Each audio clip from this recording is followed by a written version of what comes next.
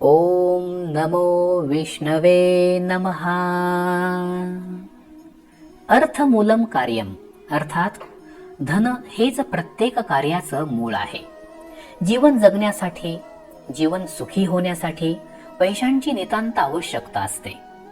परंतु कमी असणारा पगार, वाढत जाणारा खर्च, वाढती महागाई, डोक्यावर कर्जाचा डोंगर, आकस्मिक उद्भवणारे खर्च यामुळे संसारी मनुष्य व्यथित होतो. त्याच्या हातात पैसा टिकत नाही, पैसा वाढत नाही.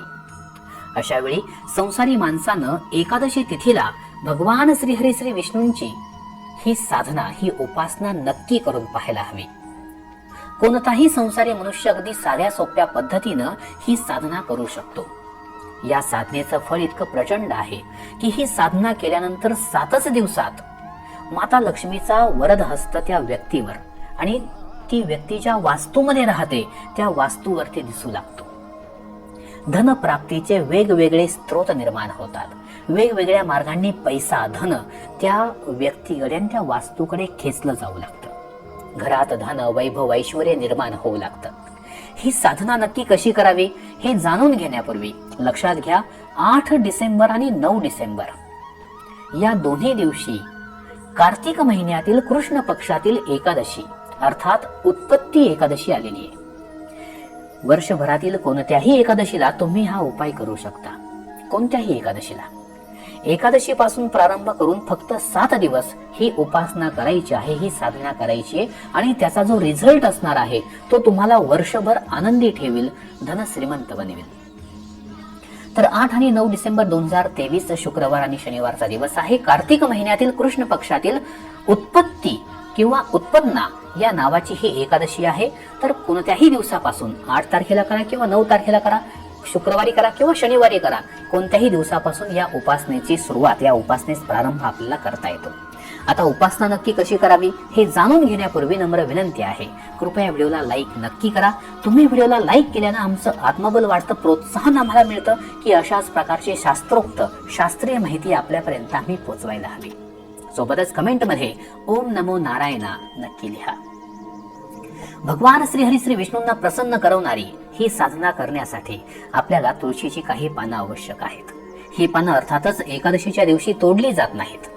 तुळशीची पानं एकादशीला तोडली जात नाहीत. आपण एकादशी प्रारंभ होण्यापूर्वीच ही पानं तोडून घ्या. जर या एकादशीला शक्य नसेल तर पुढे वर्षभरात ज्या काही एकादशी येतील त्यातील कोणत्याही एकादशीला तुम्ही हा उपाय करू शकता. तर आपण तुळशीची काही पानं घ्यायची आहेत आणि त्यांचा रस काढायचा आहे. तुळशीच्या पानांचा रस काढायचा आहे. या तुळशीच्या रसामध्ये आपल्याला 3 वस्तू टाकायच्या आहेत. लक्षपूर्वक ऐका. या सगळ्या वस्तू तुम्हाला किराणा मालाच्या दुकानात सहज मिळून जातील. पहिली वस्तू आहे नागकेशर. याला नागचाफा, नागचंपा अशी वेगवेगळी नावं असतात. हा एक मसाल्याचा पदार्थ आहे. तर थोडंसं नागकेशर आपण घ्यायचंय. हे नागकेशर बारीक कुटून त्याची पूड करून या तुळशीच्या पानांच्या रसामध्ये टाकायची. दुसरी जी वस्तू आहे ती आहे हिरडा. हा हिरडा सुद्धा तुम्हाला जवळपासच्या किराणा मालाच्या दुकानात किंवा आयुर्वेदिक स्टोअर मध्ये मिळून जाईल. हिरडा घ्यायचा आहे. आता हिरडा जी सहान असते, एक छोटासा दगड असतो, तर त्याला सहान म्हणतात. त्या दगडावरती हा हिरडा उगाळायचा आहे. 7 वेळा उगाळायचा आहे आणि जी काही त्याची पूड तयार होईल फक्त तितकीच पूड त्या तुळशीच्या रसात टाकायची. आणि तिसरी वस्तू म्हणजे सोन्याचा कोणताही एक दागिना घ्या. अंगठी असेल तर चांगला आहे. आणि हा दागिना त्या सहानेवरती 7 वेळा उगाळा आणि जे काही थोडंफार सोनं निघेल ते सुद्धा आपण त्या तुळशीच्या रसामध्ये टाकायचे. आपली ही सामग्री तयार आहे. तुळशीच्या पानांच्या रसात आपण नागकेशर, हिरडा आणि सोनं टाकलेलं आहे. आता ही जी काही पेस्ट तयार होईल, या पेस्टच्या मदतीनं आपण, लक्षपूर्वक ऐका, या पेस्टच्या मदतीनं आपण निळ्या रंगाच्या कागदावर एक छोटीशी बाहुली काढायची. छोटासा निळ्या रंगाचा कागद घ्या आणि त्यावरती एक छोटीशी बाहुली काढा या तुळशीच्या रसाने. ही बाहुली म्हणजे प्रत्यक्ष भगवान श्रीहरी श्री विष्णूंचं एक प्रतीक आहे. हे प्रत्यक्ष भगवान श्रीहरी श्री विष्णूच आहेत असं आपण मनोमन मान्य करायचं आहे. मनामध्ये ही धारणा ठेवायची आहे आणि त्यानंतर या कागदाची, या विष्णूंच्या प्रतीकाची आपण एकादशी तिथीला मनोभावे पूजा करायची. अगदी साधी सोपी पूजा. एक पाट घ्या, पाटावरती एक कापड अंथरा, कापड हे पिवळ्या रंगाचं असेल तर अतिउत्तम आहे. त्यावरती हा निळ्या रंगाचा कागद ठेवा. या भगवान श्री विष्णूंच्या प्रतीकाला गंध फूल वाहा, धूपदीप ओवाळा आणि त्यांची पूजा करा.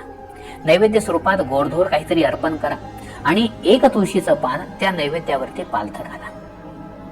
अशा प्रकारे ही पूजा केल्यानंतर मनोभावे हात जोडून ही प्रार्थना आपण करायची की हे लक्ष्मीपते, तुम्ही दाता आहात, दानी आहात. साधारण दानी नाही तर खूप मोठं दान देणारे आहात. आम्ही असं ऐकलेलं आहे की या संसारामध्ये जो कोणी निराश होऊन शेवटी तुमच्याकडे येतो, तुमच्याकडे याचना करतो, तुम्ही त्याला कधीच रिकाम्या हाताने परत पाठवत नाहीत. तुम्ही त्याची झोळी नक्की भरता. हे प्रभू, माझं हे मागणं ऐका, माझं हे मागणं ऐका आणि या अर्थ संकटातून, या पैशाच्या संकटातून मला वाचवा.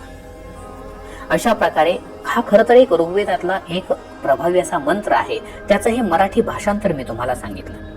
अशा प्रकारे ही प्रार्थना आपण करायची आहे. आणि त्यानंतर सर्वात महत्वाची गोष्ट, ओम नमो विष्णवे नमः, ओम नमो विष्णवे नमः या मंत्राचा मनोभावे 1000 वेळा आपण जप करायचा आहे. कृपया कमेंटमध्ये विचारू नका की मी 108 वेळा जप करू का, 5-10 मिनिटे करू का. 1000 वेळा आपण जप करायचा आहे. हा जप करण्यासाठी तुम्हाला साधारणपणे 1 ते 1.5 तासांचा कालावधी लागू शकतो. 1 ते 1.5 तास. 1000 वेळा ओम नमो विष्णवे नमः या महामंत्राचा आपण जप करायचा आहे. आणि त्यानंतर आरती वगैरे करून भगवान श्री विष्णूंना आपण पुन्हा एकदा तीच प्रार्थना करायची आहे. आणि या ठिकाणी ही आपली साधना संपते. हा साधनेचा पहिला दिवस. तर अशा प्रकारे आपल्याला 7 दिवस लागोपाठ हे व्रत करायचं आहे, ही साधना करायची. या एकादशीपासून प्रारंभ करा, सलग पुढे 7 दिवस आपण ही साधना करायची आहे. ही साधना करत असताना घरामध्ये जर विटाळ पडला, तर कुणी कोणत्याही स्वरूपामध्ये जर मासिक धर्म आलेला असेल तर त्या काळामध्ये ही साधना करता येत नाही. तुम्ही पुढील एकादशीपासून पुन्हा एकदा ही साधना करू शकता. केवळ 7 दिवसामध्ये. आता हा कागद रोज तयार करायचा नाही. हा कागद एकदाच तयार करायचा, एकदाच ही पूजा आपण करायची. एकदा ही पूजा केली की दुसऱ्या दिवशी पुन्हा एकदा त्या ठिकाणी बसून आपण भगवान श्री विष्णूंची पुनश्च एकदा पूजा करायची. थोडक्यात हा कागद पुन्हा नवनव्याने तयार करण्याची गरज नाही. एकदाच हा कागद आपण तयार करणार आहोत आणि या कागदाची 7 दिवस नित्य नियमाने आपल्याला पूजा करायची. ही पूजा तुम्ही सकाळीही करू शकता किंवा सायंकाळी केलीत, रात्री केलीत तरीही चालेल. तुम्हाला जसा वेळ मिळेल त्या प्रकारे आपण हे पूजन करायचंय. 7 दिवस आपल्याला ही साधना करायची आहे. 7 दिवस संपल्यानंतर आपण या कागदाचं यथाविधी एखाद्या वाहत्या पाण्यामध्ये विसर्जन करू शकता. या साधनेचं फळ खूप चांगल्या पद्धतीनं मिळतं. भगवान श्री विष्णूंच्या कृपेने माता लक्ष्मी आपल्या घरामध्ये वास्तव्य करू लागते, तिचा स्थायी वास निर्माण होतो. नक्की करून पहा. आपल्या सर्वांवर भगवान श्री विष्णूंची असीम कृपा बरसो याच मनोकामनेसह आम्ही या ठिकाणी थांबत आहोत. व्हिडिओ आवडला असेल कृपया व्हिडिओला लाईक नक्की करा. कमेंटमध्ये ओम नमो नारायणा लिहा. हा व्हिडिओ आपल्या मित्रांना, कुटुंबियांना जास्तीत जास्त शेअर करा. आणि आपल्या ओनली मराठी चॅनलवर जे लोक नवीन असतील त्यांनी कृपया चॅनलला सबस्क्राईब करून बेल आयकॉन नक्की दाबा. धन्यवाद. ओम नमो नारायणा.